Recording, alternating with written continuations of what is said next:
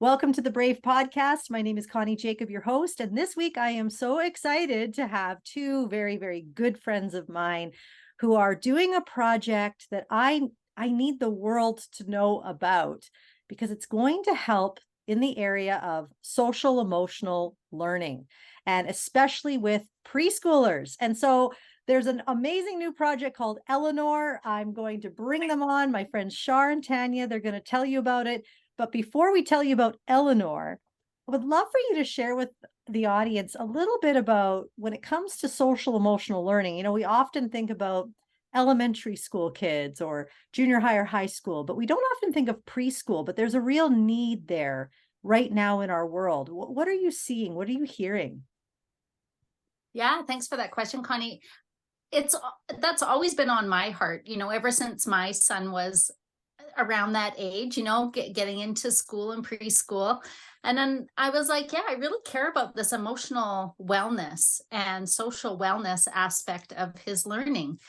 And what we've discovered is we're really in a pocket right now. It's always been important, but right now, those little ones that were born in 2020 and 2021, there's now studies coming out. Harvard Medical School just did one, and they studied those that are 3 years old now, the preschoolers, so born during the pandemic, and they are noticing, unfortunately, lower both motor skills, so the acute and the gross motor skills, as well as social and emotional wellness has gone down since pre-pandemic.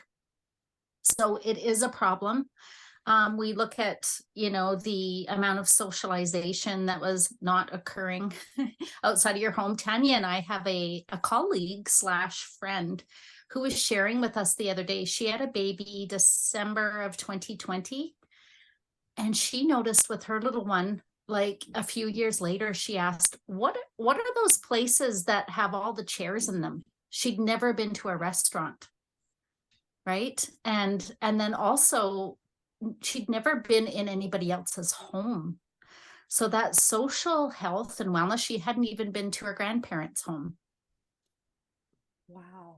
So like seeing and viewing the world just through these few places in your life with these few people, as healthy as we are as families, as well adjusted and in tune and connected as we are with ourselves and our families, there is that social component in community where we also grow. And so we're just noticing that this is a pivotal time because those kids are now 3, heading into their preschool, 3, 4, 5s, and that's who we dedicated our show to. The only thing I can add, really, I mean, my first memory actually is in preschool, and I was painting on an easel. So I love the fact that my first memory was art. It was creativity. And I am someone that was not pandemic, obviously, but I had a very disrupted first 2 years of my life, which affected my motor skills very much, but also my connection skills and my ability to communicate.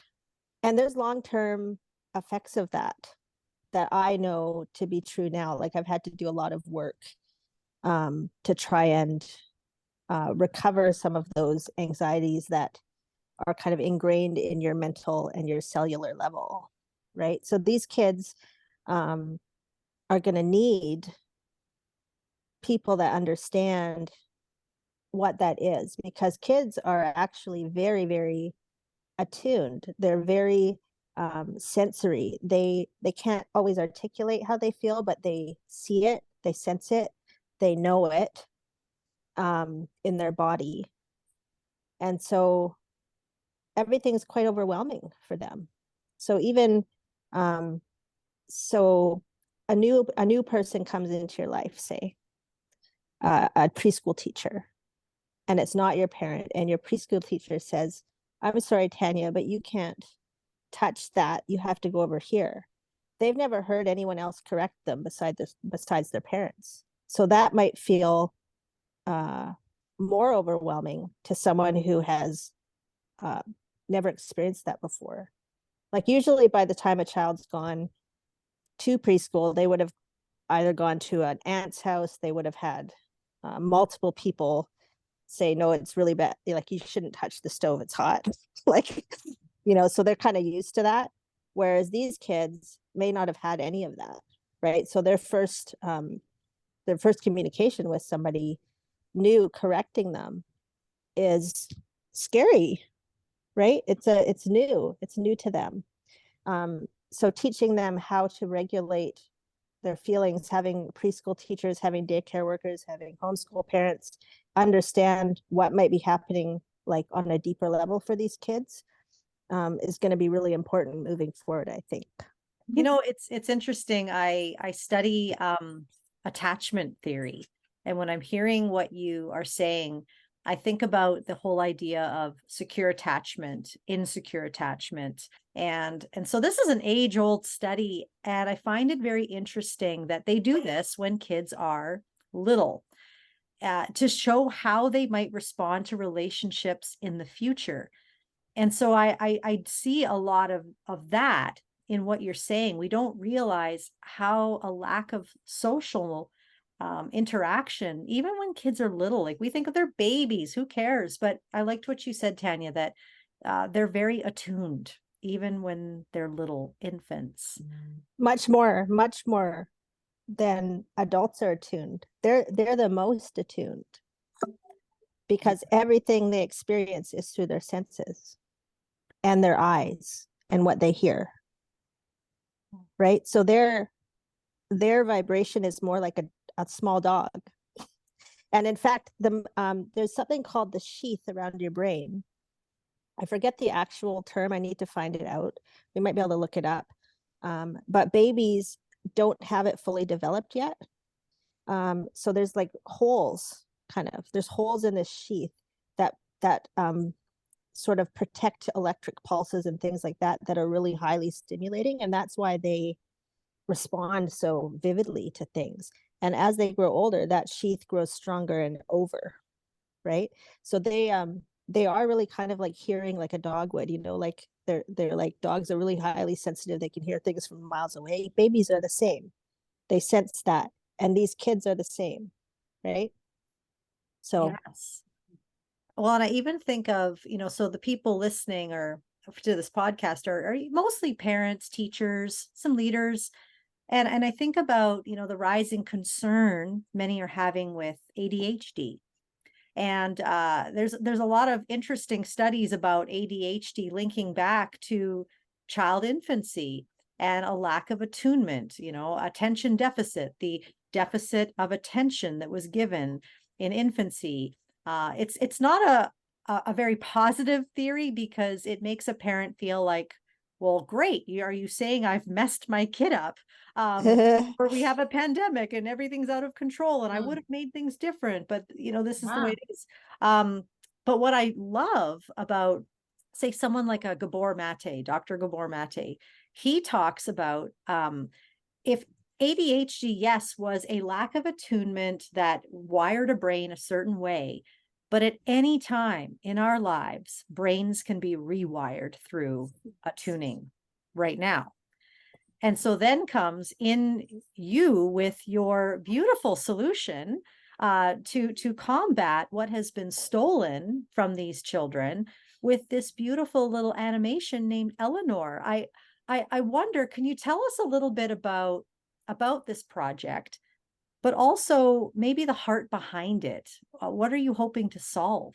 So a couple of things. Well, the heart behind it really is, for me, it's slightly different for both of us, but our mission is the same. So my heart behind it is I care about people knowing their value. I care that people understand that they are in fact invaluable. They are beyond estimation.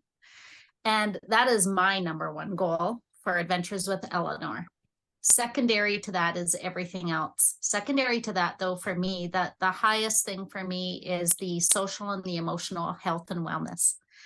And through that, and because of that, part of the reason we set it up the way we did is so that there's the opportunity for connection and attunement for the adults to remember. I don't know about you. I don't know about anybody else listening, but I forgot that fun was an option during the pandemic. I forgot that joy could be chosen. It was so stressful, and multi stresses. Everybody was impacted. Let's face it, in one way or another, or multiple ways, we were all affected.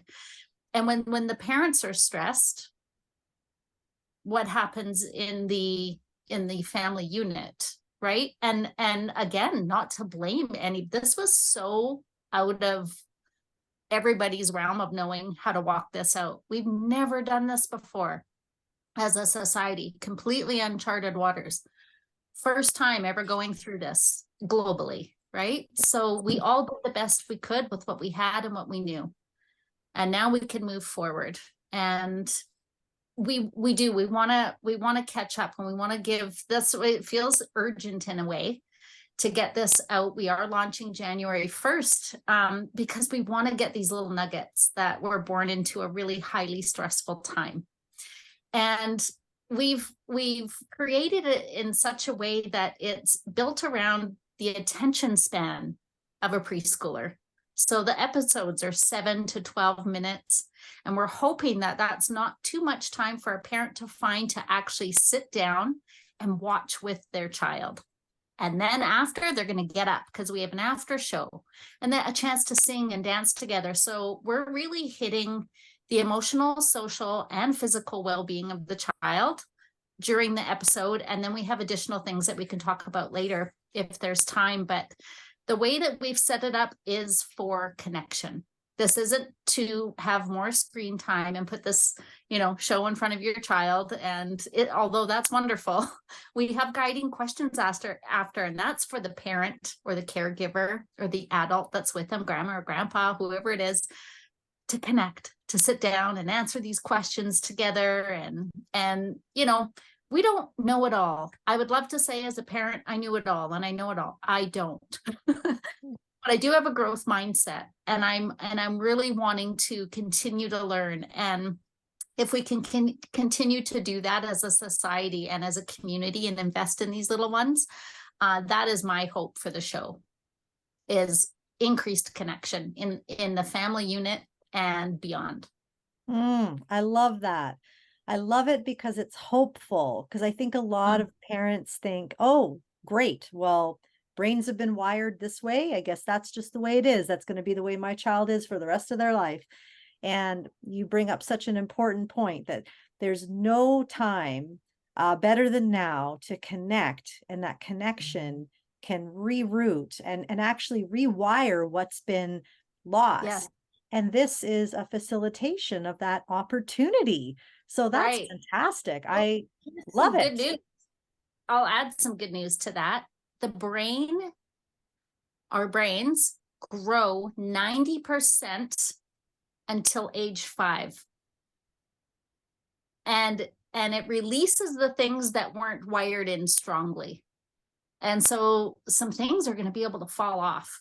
Like some of those wire together can be dropped off, will be dropped off, and there'll be that chance for new neurotransmitters to connect based through, maybe us not being in such a stressed out state. So then we have more to offer. This has been challenging, and we just want to be able to foster allowing the families like a little bit of a breather, a break, like how can we come alongside the families and support them? I'm basically the creator of the animation, and for me, it's the subtleties that I like. I feel like I've been granted a gift, and I was sort of born for this moment in some ways. And the gift of having someone say, when I was very young, like to my adopted parents, that Tanya might never connect. Tanya might never connect with you. She might not connect with people. I adamantly, that's a bold-faced lie. I do connect. I do connect well, and I connect with people. And I'm a bit unusual, and I think that comes across in a really humorous and funny way with the adventures in Elinor. So of Elinor. So it's allowed me the process of kind of just accessing some of these lessons I've learned and I know, and bringing them into the heart of Elinor, because I want these kids to look at themselves and say, "Oh, hey, there I am. I get that. I can see that." And whether or not we think that that can happen, it can happen.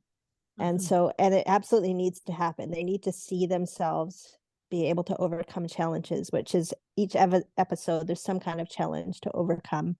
There's a ton of humor. That's my favorite thing of the whole thing. I love humor. Humor has saved me in my whole life. And I think at the end of the day, we're not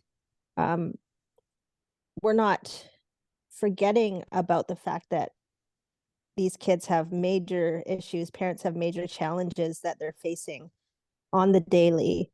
But they also don't just have issues, they're just beautiful kids, right? They're kids just expressing themselves the best way they know how. And it's our chance to rise to the occasion and go, hey, we got you, we get you. So yeah, I think that's my favorite part of creating Elinor, is just doing it from a really organic place within myself, and then trying to make those connections, remember those connections, and put it into the storylines. Wow. I always love when somebody is passing something on from lived experience and trying to make that connection so that everyone can go, wow, that's exactly how I feel. Me too. And humor.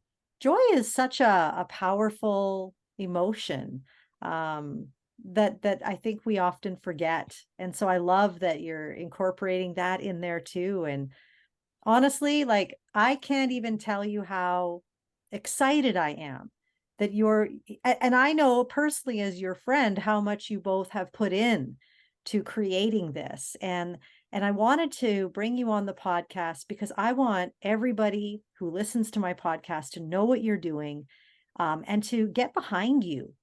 Because I don't think sometimes people think in a way that we see problems in the world and we just keep going, or we complain about them, or we forget about them. But then there's the odd person who sees a problem and says, I can do something about that. I could contribute a solution. And I love that you're both taking the most beautiful gifts that I see in both of you and bringing those together to offer something just absolutely breathtaking. And you're looking for people to subscribe. Tell us what you're looking for. It is a subscription base model, because we offer more than just the show. It's on a month-to-month basis. So each month you get a brand new episode with treasured takeaways.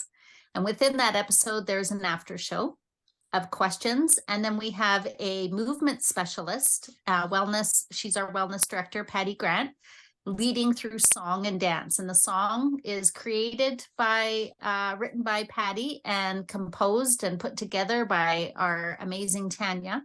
They get the MP3 of the song. And then, wow, we've got someone that has chosen to partner with us, Chloe McKinley.